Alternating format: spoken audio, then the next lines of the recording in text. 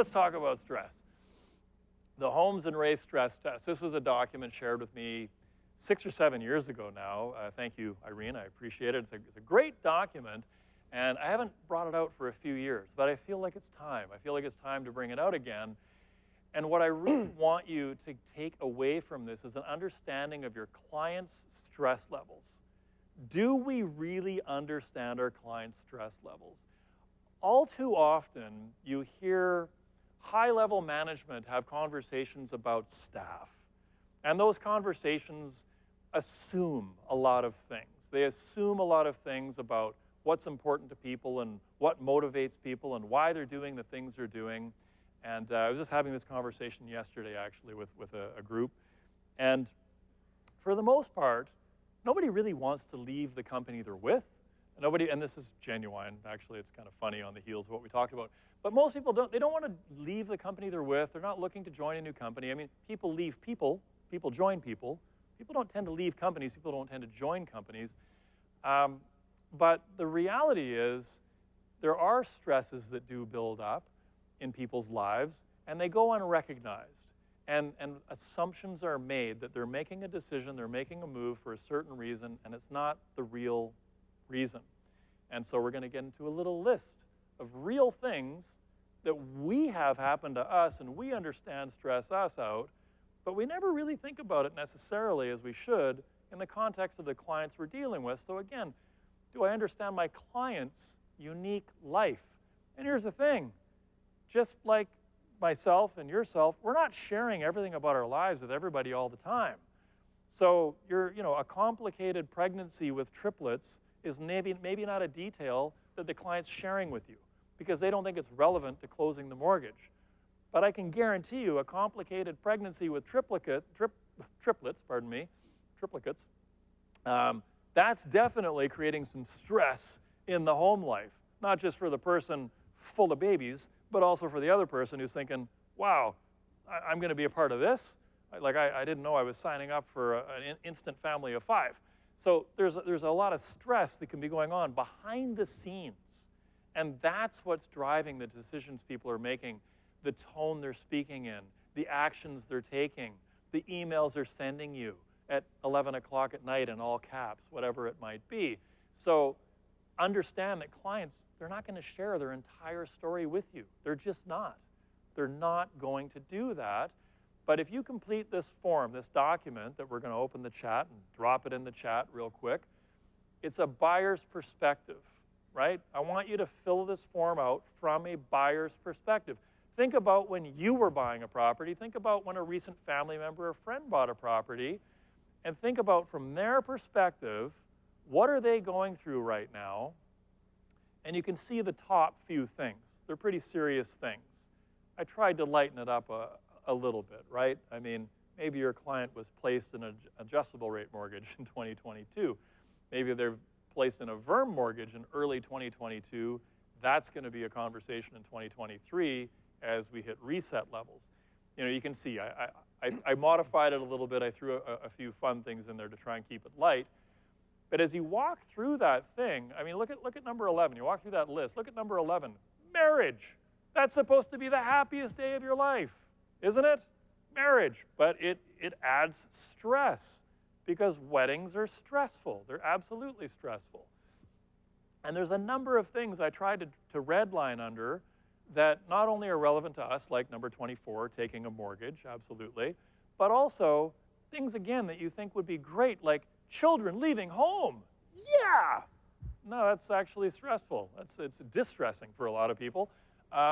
Outstanding personal achievement, promotions, something great happening, birth, adoption of a child. These things, even though they're wonderful things, they still create stress in people's lives. And the bottom third of the list, change. That word, look how often that pops up. Change, change, change. What are the changes you have happening in your life? And again, if you take this document and you think about clients you've worked with, you think about your own home buying experience, you think about your relatives, friends, what was going on in their life? A lot of times, they were buying a home because they were getting married and they were pregnant and they were getting a new job, and. All these things were happening. I remember adding this up from the perspective of my wife at the time and I in 1995 when we first got married, and our score on this thing was like 480, right? And, you know, luckily we were in our 20s, so we were pretty resilient, and we made it through that whole stretch. But I remember doing the math on this, and it was like almost a 500 score. And some of you could go through this and do it for yourself, but that's tomorrow. So don't worry about doing it for yourself. Stay on the clients. Because again, really the focus today isn't you. It's clients, clients, clients. And if you think about the clients you're dealing with and the things that they are experiencing in their lives and most likely have happening, they might not tell you overtly, there's some stress happening in their lives. So what's your average client's number? What's the average avatar of a client you're working with? You know, if you're in your late 20s, early 30s, and that's where most of your clients are, a whole whack of them are getting married, having babies, buying their first home. So a whole whack of them are going to have pretty high scores. They're feeling stressed out. Acknowledge that stress that they're feeling, right? Acknowledge that stress that they're feeling. And again, who are you working with? If you look at that average avatar, 150 points or less is going to be extremely rare. People are rarely approaching their financing when little else is going on in their life. It's usually a part of a whole bunch of other things that are happening. There are a lot more of them. The majority of them are absolutely going to easily fall in the 150 to 300 point zone, right? And that is where you're on your way into, you know, a potential health situation. But a vast number of clients we work with will be 300 plus. A vast number will be 300 plus. And that is, you know, the real danger zone, right? The call is coming from inside the house. Like things are actually, I know it's a different horror movie. I know my horror movies. But seriously, like 300 plus points, that's the majority of clients you're dealing with. So when they go back to their own bank, that's not really got much else to do with how stressed they were. And it's on you. They went back to their bank because you didn't bring their stress levels down the same way the bank did.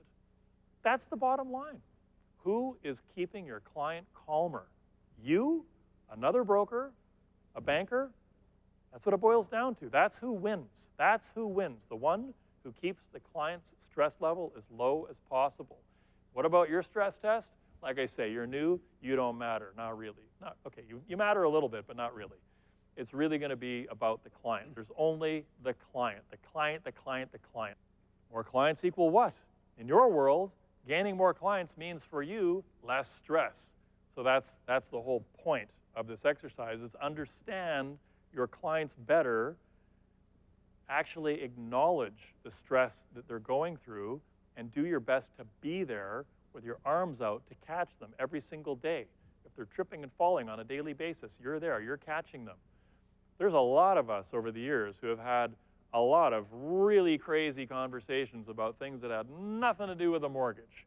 They had to do with the promotion, the job transfer, the in-law situation, living with multi-generations inside the same home. Like you wind up almost becoming a therapist in a way, you know? And so how did that make you feel is the next question, right? But ultimately for you, more clients equal less stress. That's what's going to help you.